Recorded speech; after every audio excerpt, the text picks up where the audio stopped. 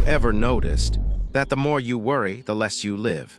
Have you ever spent nights tossing in bed, thinking about the past, overanalyzing the future, only to wake up more tired than when you fell asleep? It's strange, isn't it? We try so hard to fix life by thinking, by planning, by worrying, but instead, we get stuck, trapped in our own mind. But what if I told you that the moment you stop worrying, real life begins? Yes, that very moment. That breath of surrender. That deep pause when you stop running and simply start being. And today, on Wisdom of Sparks, we're diving deep into the ancient Buddhist wisdom that shows us why worry is the prison of the mind and how to break free. So sit back, breathe deeply, because what you're about to hear might just set your heart free. Why do we worry? The invisible chain. Worry feels real. It feels productive. It feels like if you just think a little more, you'll fix everything. But let me share a powerful Buddhist analogy that might change your perspective forever. Imagine a man walking in the forest. He suddenly hears the roar of a tiger behind him. Terrified, he runs, but then he reaches the edge of a cliff. With nowhere to go, he climbs down, hanging onto a vine. Below him, another tiger waiting. And as he dangles in fear, two mice, one black, one white, begin chewing on the vine. He's stuck, and then he notices a tiny strawberry growing beside the vine. What does he do? He picks it and eats it, and the taste is delicious. This is you and me, running from the past, fearing the future. Time is chewing away our lifeline, and yet we forget to live. We forget to taste the strawberry. Worry takes us everywhere except the only place that exists, now. That's why the Buddha said, do not dwell in the past, do not dream of the future. Concentrate the mind on the present moment, because in the present, real life begins. The Buddha's encounter with a worried farmer. One day, a poor farmer came to the Buddha, overwhelmed with problems. He said, "My crops are failing. My son disrespects me. My wife complains, my back hurts. I am constantly worried." The Buddha listened patiently. Then he smiled and said, "I cannot help you with those problems.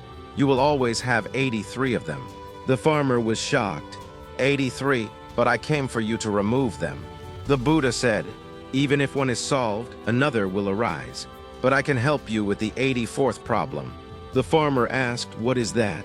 The Buddha said, the 84th problem is that you think you should not have any problems. And that is the seed of worry. The idea that life should be perfect, that it should go as planned, that everything should be in your control. But here's the truth. Worrying doesn't take away tomorrow's troubles. It only steals today's peace. And once you accept that uncertainty is part of life, a strange, peaceful freedom begins to rise within you. The real meaning of letting go, not giving up. Let's clear one thing. Stopping worry doesn't mean giving up. It means something deeper. It means shifting your energy from control to connection. You don't let go because you're weak. You let go because you're wise enough to see that life isn't a chessboard. It's a river. Trying to control the river will drown you. But once you stop resisting and float, you start to see the beauty of the journey. You start to trust that life knows what it's doing. The Buddha said, you only lose what you cling to. And worry is nothing but clinging to the illusion of control. The day you stop worrying is the day you stop trying to force life to bend your way. And that's the day life starts flowing with you. Buddhist philosophy, the 3 poisons of worry. According to Buddhist philosophy, the roots of all suffering, including worry, come from 3 poisons. Attachment, greed, wanting things to stay a certain way.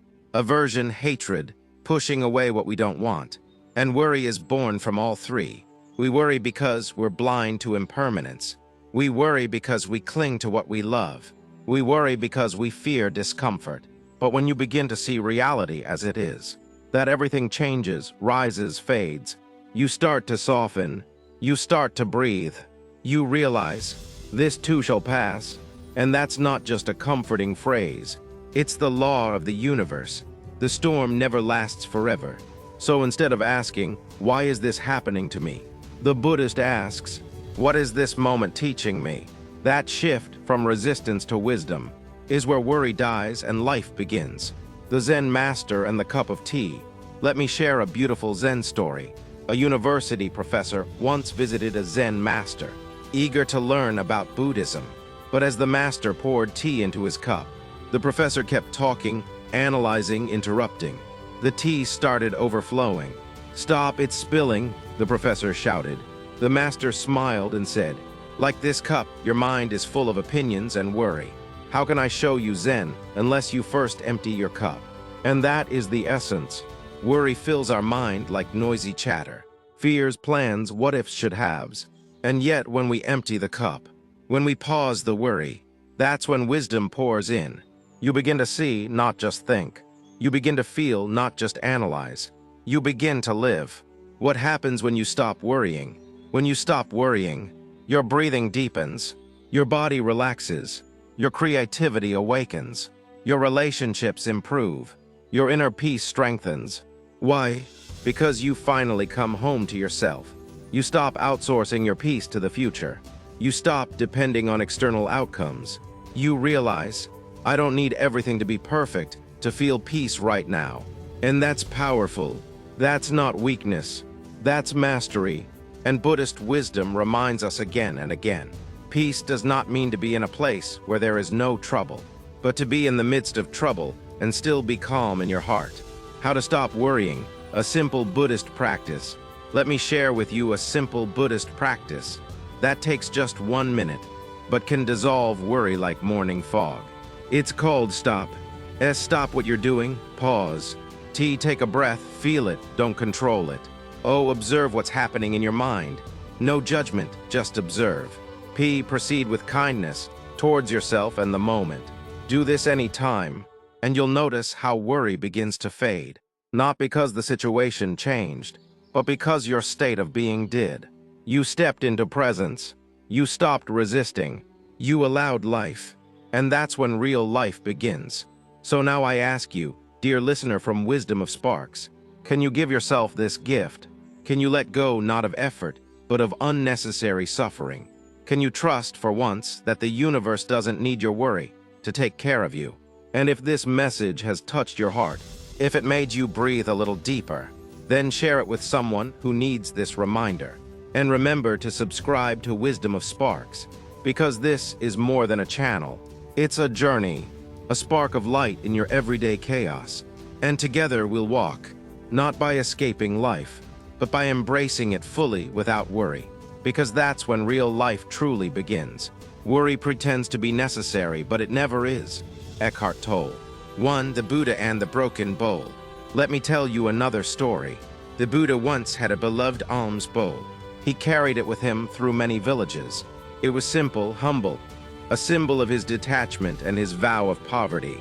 One day, while walking through a rocky path, he slipped, the bowl fell, and it broke.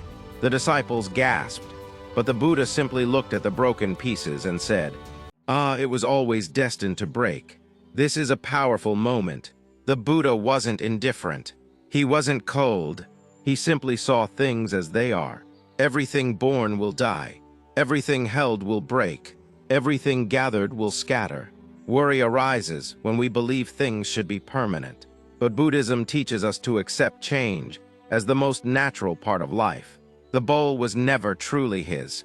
Just as your job, your relationships, your youth, your possessions, they are all gifts, not guarantees. So when we stop worrying, we start living. We love more deeply. We serve more freely. We detach more gracefully. And we begin to see the divine in every broken piece of the bowl. 2. Mindfulness as a lifestyle, not a task. We often think of mindfulness as something we do.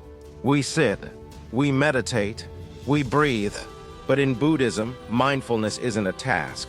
It's a way of life. Washing dishes, be there fully. Talking to a loved one, be there fully. Walking through a market, be there fully. Worry steals us away from the present, but mindfulness returns us home. The Buddha said, "The mind is everything. What you think, you become. If you think of worry, you become it. If you think of peace, you start becoming peace." So train your mind like a muscle, not just in the morning, not just during crisis, but throughout the day. Live aware, live awake, live here. 3. Worry as karma in motion. In Buddhist philosophy, karma is not punishment. It's movement. It's the echo of intention. When you worry, you plant seeds of fear. When you act with faith, you plant seeds of light. Every moment is a garden. What are you watering? If you worry every day, your nervous system, your mind, your energy, they become attuned to fear. But if you pause, if you replace worry with awareness, you change your karma. You shift your future. You move from suffering to surrender, from tension to trust. For Zen story, the Master's Stone. A man came to a Zen master and asked, "I am always anxious, always fearful. What can I do?" The master said nothing. He handed the man a large stone and said, "Carry this with you everywhere for 1 week." The man obeyed. After a week, his shoulders ached. His back hurt. He came back and shouted, "Master, this is torture." The master took the stone and dropped it. "How do you feel now?" "Free," the man said. The master smiled. "Now you understand worry. You carry it everywhere. You believe it is necessary, but it is not. Drop it. Let the stone go. Nothing outside you is weighing you down. It's what you carry in your heart." 5. Turning the mind inward. The Four Noble Truths. The Buddha's most foundational teaching begins with this. Life involves suffering, dukkha. The cause of suffering is craving or attachment. The end of suffering is possible. There is a path to end suffering, the Eightfold Path. Worry is a form of craving. Craving for control, craving for certainty, craving for assurance. But the path to peace isn't through having more answers. It's through having fewer attachments. Through right view, right speech, right action, and deep presence, you gradually build a mind that no longer drowns in worry.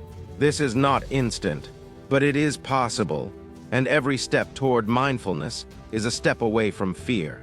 6. The mountain path, patience and practice. Let's be honest, you won't stop worrying overnight. You are undoing years, maybe decades of conditioning. But Buddhism teaches gradual awakening. Like climbing a mountain, you don't rush to the top. You take one breath, one mindful step, one gentle pause, and slowly you begin to rise above the clouds of anxiety, until one day you look down and realize worry is no longer where you live. Peace is. 7. Closing the chapter, opening them. So here we are, not at the end, but at a new beginning. The beginning of a life where worry is not your ruler, where you walk with awareness, breathe with faith, and live with a heart that trusts the flow of the universe. As the Buddha said, "No one saves us but ourselves. No one can and no one may. We ourselves must walk the path." So walk with courage, walk with love, walk knowing that you are not alone. Every step you take in mindfulness, we at Wisdom of Sparks are walking with you. If this message resonated with your heart, share it. If you felt even a moment of peace, comment below. And if you seek a community of awakening souls, subscribe now. Because this is not a video, it's a movement, a quiet revolution against fear, and the birth of a new, fearless you. Stay grounded, stay open, and remember, when you stop worrying, that's when real life begins. And now, dear soul, you've walked with me through the stories, through the teachings of the Buddha, through the path of mindfulness, presence, and deep surrender. But now comes the most important part.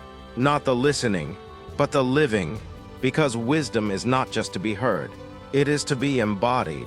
So here's the truth we've been building toward, step by step.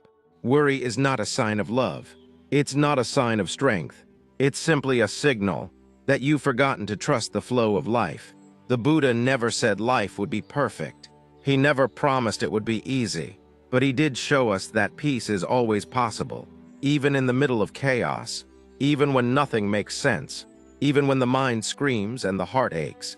Because worry is noise, and peace is silence. And when you finally sit in that silence, you will hear it.